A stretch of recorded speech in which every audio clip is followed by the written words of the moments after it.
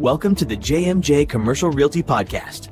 Dive into market insights, winning strategies, and the stories shaping today's commercial real estate landscape. Let's get started. Welcome, everyone, to the JMJ Commercial Realty Podcast, episode 11. My name is Adam Schertzer. I'm an advisor here at JMJ Commercial Realty. And we got Josh Cedia, the broker and owner of JMJ Commercial Realty, with us. How you doing, Josh? I am fantastic. How are you, Adam? Great. I am great. So we're already through 10 episodes. Here we are at episode 11. Let's jump right into it. What are we talking about today? What are we talking about? Yes, we are talking about pricing in commercial real estate All and right. all the different things related to, when you see prices per square foot and how to try and determine, what it means. And just at a high level, what are we talking about pricing? So, Yeah, no, that makes a lot of sense. I mean, I came into this not knowing much about commercial real estate, and I go on a site, I go on LoopNet, and I'm like, oh, let me see what things are renting for, and I see $12, $20, $45, and I'm like, I can rent everything, but no, that's not the case.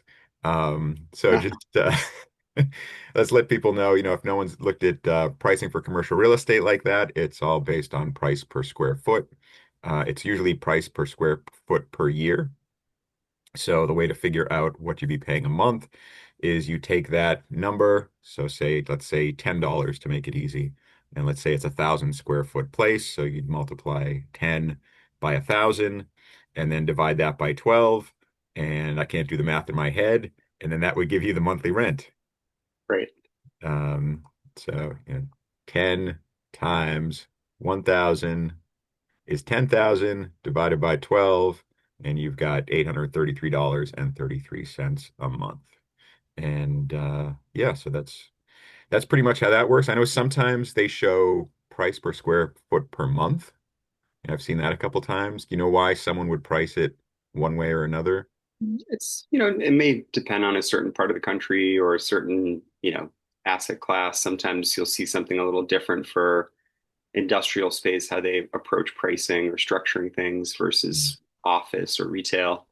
But there are times where you'll see like a monthly rent number too, but often we're just looking at a price per square foot, for the year, like you Yeah. said. And Yeah.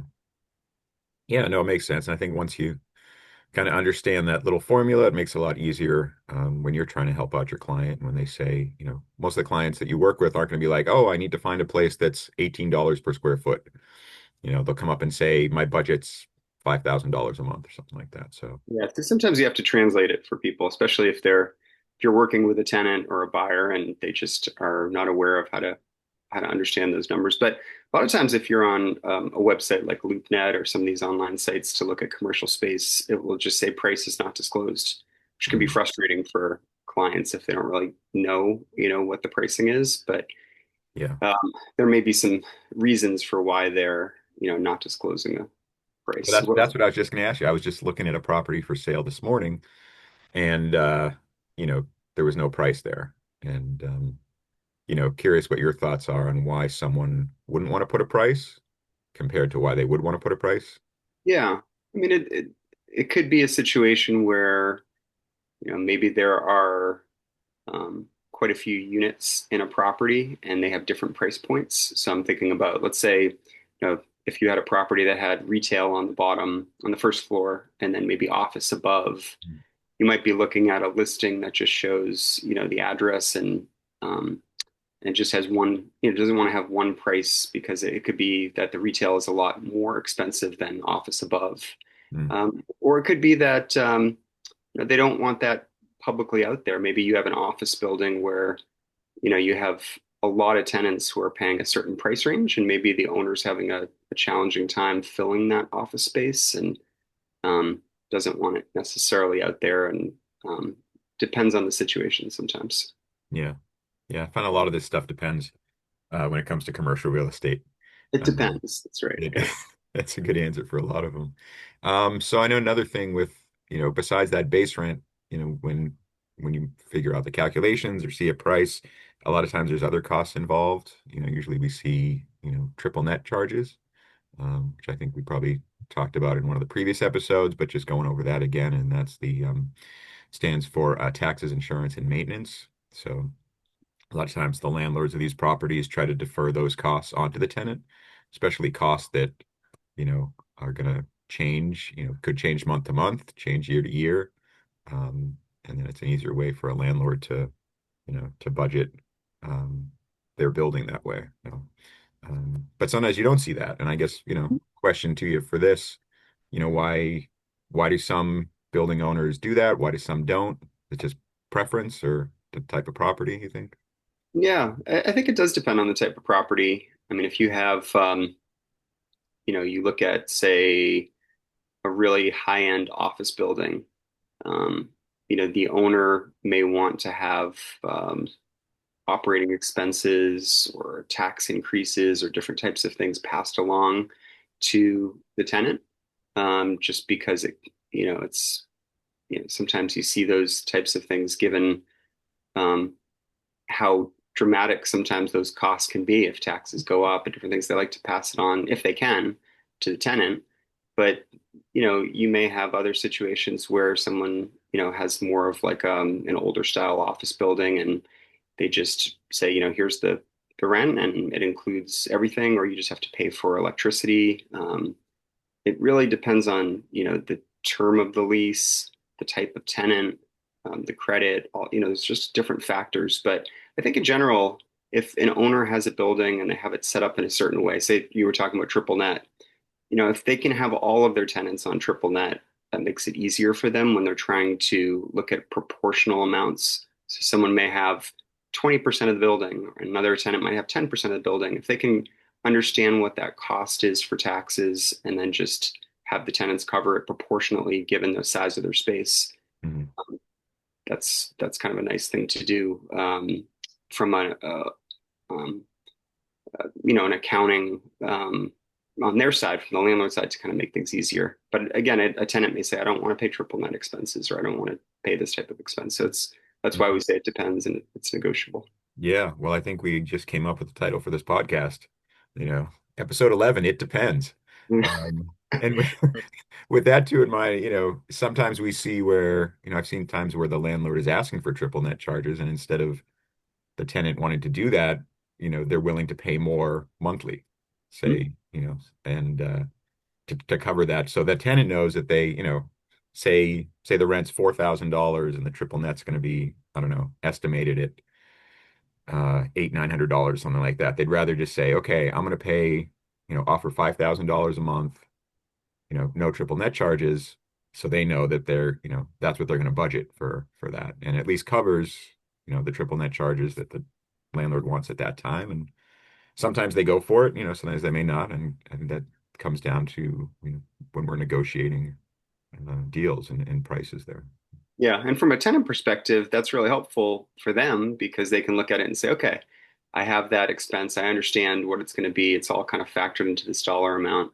But then Hmm. the risk is on the landlord side because what if the taxes go up quite a bit? Or what if the Mm. insurance goes up quite a bit? It's now an expense on their side. So sometimes we see a modified situation where some expenses are on the landlord side, some are on the tenant side. I think another factor to consider is like how long has the property been on the market for? If it's something that is like a new listing, um, and maybe it's a really desirable type of property, Hmm. maybe there's not so much flexibility with a tenant or a buyer coming in. But if it's been around and the quite a while, and the landlord or the seller's having a difficult time with it, maybe there's something a lot more flexibility could be there. Yeah, yeah, definitely. And definitely talking to my clients, when we're looking at spaces to lease. One thing that kind of came up recently with a client is, sent them a place. It was pretty expensive. It was in the Boston area. I think it was $70 a square foot. And they're like, oh, that's too expensive. And I said, well, the price could be negotiable. There could be either, going down from 70. I'm like, that's just what they're asking. Where, same thing when you see a house for sale, that's the asking price. Where depending on how the market is or the conditions, you might be able to go there and put in a lower offer for a sale. And the same thing is with leasing, which I find more, I guess, more new businesses, more, new clients that are looking to lease commercial property don't realize that. And I think if they're not working with us, a lot of times they go in and say, okay, this, they're asking $5,000 a month. Okay, I'm going to pay my $5,000 a month without trying to get a better deal on that, whether it be a lower price or, some free rent, free months in the beginning if there's build out costs or maybe tenant improvement costs and all that. So I don't know if you've seen that as well, where, you know, tenants just assume that that's the price they have to pay if that's what's listed. Yeah, I have seen that. So it's, it depends on who you're working with, right? If you have an experienced operator, maybe it's a tenant who has multiple locations, they're expanding, they kind of know, it's a little bit of a dance, right? But they kind of know how it goes, and there's a certain price that they have in mind, or a certain amount of free rent, or expectations for what a landlord can provide for tenant improvement allowance. But if you have someone who's just starting their first, you know, business and they need space for that business, they may have no idea about a lot of these things. So it's Hmm. important, as time goes on, at the beginning, but also as time goes on to, at least have a better grasp of what these terms are and how things work in commercial real estate if you're in that space. Definitely. And I think a lot of it goes back to too, like how long the property's been on the market. All these listings that we'll see, unless they've relisted it, we'll say the amount of days that it's been out there. So you might go look at a property, it's been on there for 3 days and it's in a hot location and there's not much else available. Maybe they're not willing to negotiate on price. But, some of them you go, I was looking at one this morning, it was, 442 days on the market. So, I'd like to think that in that case, maybe there is a lot more room or wiggle room there to negotiate something. Yeah. And sometimes you see pricing guidance. I don't know if you want to talk about that a little bit, but Hmm. sometimes it's not specifically this price, but the pricing guidance is around this number. What's your take on that? Yeah, and I know we've had some listings where we've listed stuff like that, where it's not a actual price. Yeah, I was kind of curious when I first saw things like that because I'm wondering, I'm like, well, why not just say that's the price of it? And so instead of having a set price, it's, this is what I guess like a ballpark. Does it mean that you can, say the pricing guidance was $3 million? Be like, okay, well, I think, I'll give you $2 million. Or does it have to be somewhere close to the 3 million? Does that means they're willing to take less than three? If that's the guidance, like that's what I look at it as. I'm like, we'd like to get this price, but we'd take a little bit less. Or take a Um, little bit more, depending on the situation. yeah, if there's more people bidding If on it's it. a new So. listing and it's in a great location and hard to find type of property, okay, the guidance is this, but maybe it ends up going for, $4 million in your example. It Mhm. goes a million over because so many people want that property. So, I mean, sometimes you see that in residential too. If something is priced really on the lower side, you get this bidding war that happens and then it ends up being much Mhm. higher. So, that can happen in commercial. Um, Yeah. So like for example, without naming the property where we had one that was pricing guidance, why did you market it that way? Yeah, well, we've had quite a few that have been under pricing guidance, but it might be something where the seller doesn't need to sell it. They want to sell it, but they don't have to sell it. Hmm. And, maybe they have kind of an idea of what they're looking for, but um, it's without saying the specific property or clients, there's different um, reasons why someone may want to just give a directional kind of number, but it's not actually that specific number. And Hmm. then we have other properties where it's yes, I want to sell for this price. If I get this price, I'm looking to sell it at it. So Yeah. Yeah. Once again, the title of this podcast, it depends. right. Um, but I think that's what makes it really interesting with commercial real estate too, is that, every deal, every listing, every offer, it's all different and it all depends on many different factors. Mhm. Um, And sometimes when you see these listings where let's say there's no price or even if there's pricing guidance or different types of things, sometimes a listing broker or an owner wants you to sign a non-disclosure agreement. They don't want the neighbors or the general public kind of mm, knowing in their building how much all their rents are going, when leases are coming up, all that kind of stuff. So um, commercial is definitely different than residential in that mhm. respect and in many other respects too. So Yeah. And I mean, I know we got a listing now where, we've had them before where the business is still running there. And a lot of times you see that where, maybe they're, planning to stay there until the property either gets sold or the property gets leased, but they figure, okay, I'll just stay working here, but they don't want us to put up a sign because they don't want customers to know that they're leaving or um, but ultimately, we still have to market it, whether it's listed or not listed, and those situations can be tough, especially when you're going in to show those properties. Mhm. Um, and yeah, I have one that I'm helping a tenant this week. We're going to see some restaurant spaces, and one's a restaurant that's still running, but I was told that their lease is up at the end of this year and they're retiring. And I don't know if the workers in there know that that's the case, or even like I'm going to go in there during hours and there'll be customers in there, so you be careful. You say like, what you say in those type of situations. Yeah. I mean, it's, sometimes an owner will say, I don't want any signs up at this property. I don't want any marketing for it. I'll give you the listing, but it has to be an off-market kind of quiet Hmm. situation for some of those reasons. Right. And then sometimes we'll have an owner that will say, I don't want any signs up at the property, but I'm okay with online marketing, kind of getting it out through some of your online channels. So Hmm. it's a case by case situation. Yeah.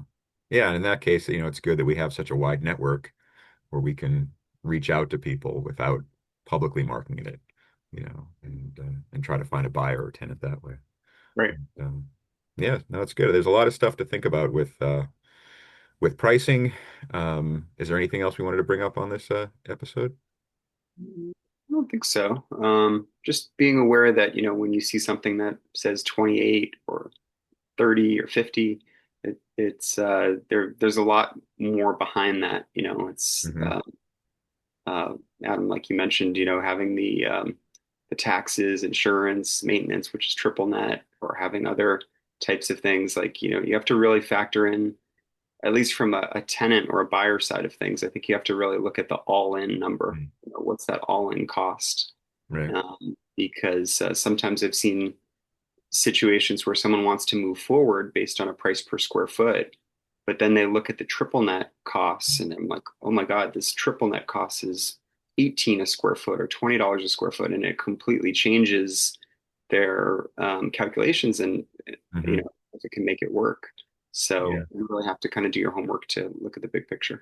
Yeah, depending on the location with all the taxes and maintenance and stuff like that, you could end up spending, half of what your rent is just on that. So it can go up by 50% what you think you're going to be paying.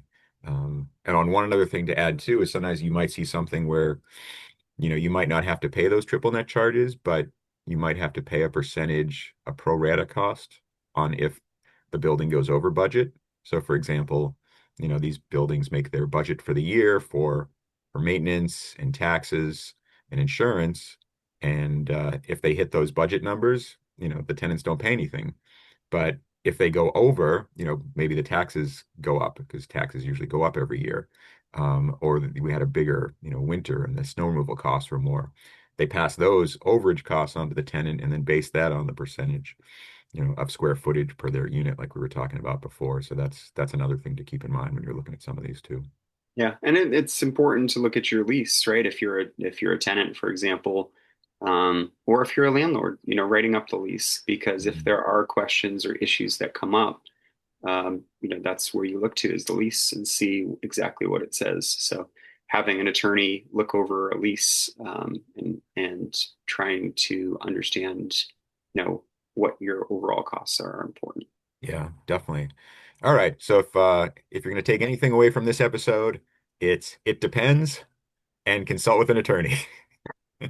But seriously, if you guys have any questions, comments, anything that you want us to talk a little deeper about, or reply to you via an email, you can reach us at podcast@jmj-cre.com, or you can leave a comment on whatever platform you're listening to, and we will respond and get back to you. And I think that about wraps it up for episode 11. Yep. Awesome. All Okay, right. Thanks great. very much, everyone. Thanks, everyone. We'll see you in episode 12. The views, thoughts, and opinions expressed on the JMJ Commercial Realty podcast are those of the host and guests and do not necessarily reflect the official policies or positions of JMJ Commercial Realty or its affiliates. The information provided in this podcast is for informational and educational purposes only and should not be considered financial, legal, or real estate advice. Listeners are encouraged to consult with qualified professionals regarding their specific real estate or business needs. JMJ Commercial Realty makes no representations or warranties as to the accuracy, completeness, or suitability of any information discussed. Reliance on any information provided in this podcast is done solely at your own risk. By listening, you agree that JMJ Commercial Realty and its representatives shall not be held liable for any losses or damages resulting from the use of information shared.